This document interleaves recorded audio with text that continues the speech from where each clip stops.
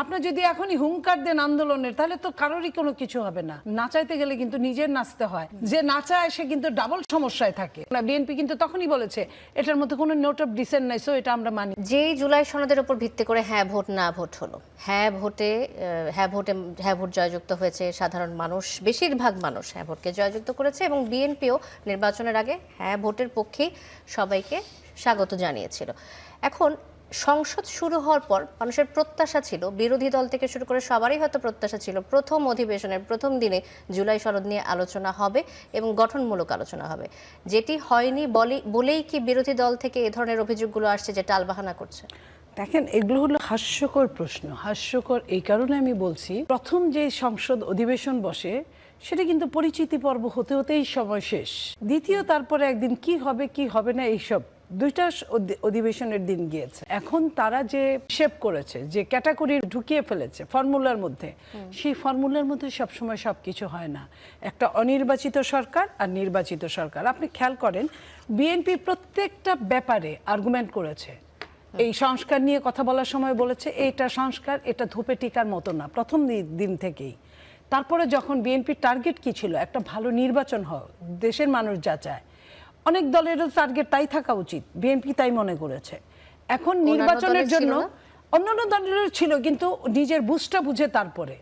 এখন বিএনপির আপনি দেখেন এই সংস্কার নিয়ে এত কথা বলছে, 31 দফার মধ্যে যা আছে বিএনপি 23 সালে যেটা ফ্লাশ হয়েছিল ফ্যাসিস্টের আমলে, তার 50% সংস্কার কিন্তু বিএনপি আপনার 31 দফার মধ্যেই আছে। তো বিএনপি তো সেগুলো মেনে নিয়েছে। তারপরে ওর মধ্যে 70 অনুচ্ছেদ ছিল, ওর মধ্যে উচ্চকক্ষ নিম্নকক্ষ ছিল, তার মধ্যে প্রধানমন্ত্রী সময়সীমা ছিল 2 বারের বেশি না, তার মধ্যে এরকম অনেকগুলো কিছু আছে যেটা জটিল। তারপরেও বিএনপি কিন্তু এগুলো চুলচেরা হিসাব কিন্তু সব মিলে, সব দল মিলে যখন একটা ডিসিশনে আসে তখন ওটা কিন্তু সংশোধনী হয়। সংশোধনী হওয়ার মতো সময় দিতে হবে। যেটা নোট অফ ডিসেন্ট ছিল, আমি বলি আপনার 2 দিনের তো সময় না। আচ্ছা ঠিক আছে, 2 দিনে সম্ভব না। আমি ধরেন আমি আপনাকে বলি, ইলিগালি কথা বললে আগে সরকার যেটা বলেছে, আমি আপনার একটু শোনার সুযোগ দেন বলার। বলেছে যে 180 দিনের মধ্যে না হলে অটো পাস হবে। নিশ্চয়ই আপনার মনে আছে। 180 দিন তো অনেক দূরের ব্যাপার, কার্য দিবস মাত্র তো 2 কার্য দিবস গেল। আপনি যদি এখনই হুঙ্কার দেন আন্দোলনের তাহলে তো কারোরই কোনো কিছু হবে না। না সরকারি দল ভালো মতো থাকতে পারবে, না বিরোধী দল ভালো মতো থাকতে পারবে। নাচাইতে গেলে কিন্তু নিজের নাচতে হয়, আবার প্ল্যান করতে হয় অন্যকে কিভাবে নাচাবেন। যে নাচায় সে কিন্তু ডাবল সমস্যায় থাকে।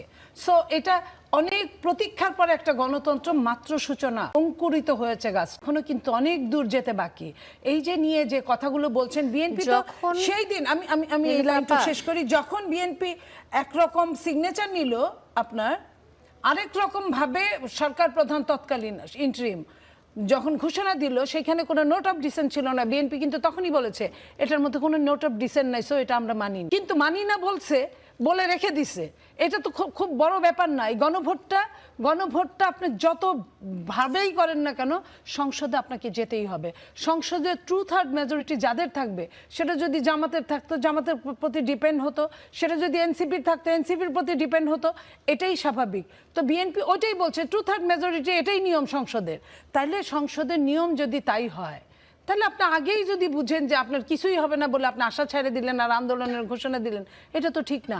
আপনাকে মানে কৌশলে আপনাকে বুঝিয়ে যে এই রাষ্ট্রটা সবার, বিরোধী দলের সরকারি দলের। আমি প্রশ্নটা করে ফেলি। আমি মনে হয় দ্বিতীয় দিনের মাথায় যখন এই ধরনের প্রোটেস্ট আসলো, সংসদের মধ্যে প্লে কার্ড ঘুরলো, যদিও এটা রীতির বাইরে, রেওয়াজের বাইরে, তারপরে যখন ঘুরলো তখন কি একটা নির্দেশনা দেওয়া উচিত ছিল না সরকারের পক্ষ থেকে, যে আমরা এভাবে করে জুলাই সনদটা শুরু করতে চাচ্ছি বা আগাতে চাচ্ছি, কোন একটা পরিকল্পনার কথা কি দিতে পারতো কিনা? আপনি নিশ্চয়ই সালাউদ্দিন সাহেব যে বক্তব্যটা দিয়েছে এটা সমস্ত জাতি শুনেছে, নিশ্চয়ই বিরোধী দল শুনেছে কি করা যাবে। আর তার কিন্তু ভাষণের মধ্যে এই 5-7 মিনিটের মধ্যে কিন্তু সবকিছুই বলা আছে, কিভাবে কি হবে, কি কোনটুকু করতে পারবে কোনটুকু করতে পারবে না।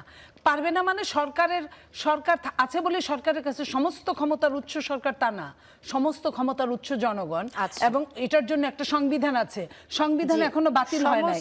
সংবিধানের আন্ডারে গিয়ে আমি শেষ করি, হ্যাঁ, সংবিধানের আন্ডারে গিয়ে আপনাকে এই কার্য সমাধান করতে হবে।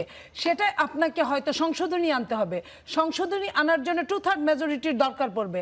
যখন আপনার হা জয়যুক্ত হয়েছে বলবে তখন তখনই ওটা সম্ভব হবে। এখন জয়যুক্ত হওয়ার জন্য যদি বিরোধী দল ভাড়া করে লোক আনতে পারে, আনুক, সরকারি দল থেকে নিক। সরকারি দল তো 70 অনুচ্ছেদ বলছেই, 70 অনুচ্ছেদে কি কি পারবে আর কি কি পারবে না, যদি সরকারি দলের কেউ যায় তাদের সঙ্গে যায় গলা মিলাবে। আচ্ছা, সমস্ত ক্ষমতার উৎস যদি জনগণ হয়, তাহলে দেশের জনগণ কিন্তু ভোট 11টি দিয়েছে। সিটি কর্পোরেশনের পর 42টি জেলা পরিষদেও জেলা দলীয় নেতাদের প্রশাসক হিসেবে নিয়োগ দিয়েছে বিএনপি সরকার। ভোট না দিয়ে জনগণকে সমস্ত ক্ষমতার উৎস হিসেবে না বানিয়ে বা সেদিকে না ঠেলে দিয়ে প্রশাসক নিয়োগের প্রক্রিয়া কি গণতান্ত্রিক বলে মনে করেন? এটা তো কিছুদিনের জন্য, খুব সাময়িক। তারা তো ইলেকশন দিবে খুব তাড়াতাড়ি। ইলেকশন দিলে এটাই স্বাভাবিক। সরকারি দলের কিছু ফ্যাসিলিটিস থাকে। সরকারি দলে অনেকেই ছিল না, তাদের দল কিন্তু ইন্টারিম গভর্নমেন্টের সময় বিরাট বিরাট ফ্যাসিলিটিস নিয়েছে। সমস্ত বিশ্ববিদ্যালয় দখল করেছে, সমস্ত প্রশাসন দখল করেছে। আমরা কিন্তু কিছুই বলি না, আমরা কিন্তু কিছুই বলি না। আমরা কিন্তু বলেছি ইন্টারিম গভর্নমেন্ট কারো না কারো ঘাড়ের উপর সওয়ার হয়েছিল, আমরা দেখেছি, আমরা কিছু বলিনি। আমরা এখন যেটা যে কাউকে না কাউকে দায়িত্ব দিতে হবে। এখন আমি আপনাকে দায়িত্ব দিব, আরেকজনকে দায়িত্ব দিব, সে আমার কথা শুনবে না, সে আমার উল্টা হয়ে আবার আন্দোলন করবে। সেই টাইমটা তো আসলে 6 মাস 3 মাস তো আসলে একটা কি বলে ওটাকে হানিমুন পিরিয়ড বলে। হানিমুন পিরিয়ডে দুনিয়ার দ্বন্দ্ব কুন্দল হোক এটা চাই না। হানিমুন পিরিয়ড থাকতে থাকতেই এই সরকার নির্বাচনের একটা ঘোষণা দিয়ে দিবে, সেই নির্বাচনের জন্য কাজ করবে। এগুলো তো কিছুদিনের জন্য প্রশাসক এইখানে এটাকে সবকিছু যদি আমরা খালি জাস্টিফাই করি তাহলে বোধহয় ঠিক হবে না। ধন্যবাদ নীলুফার মনি, আমি আবার আসবো।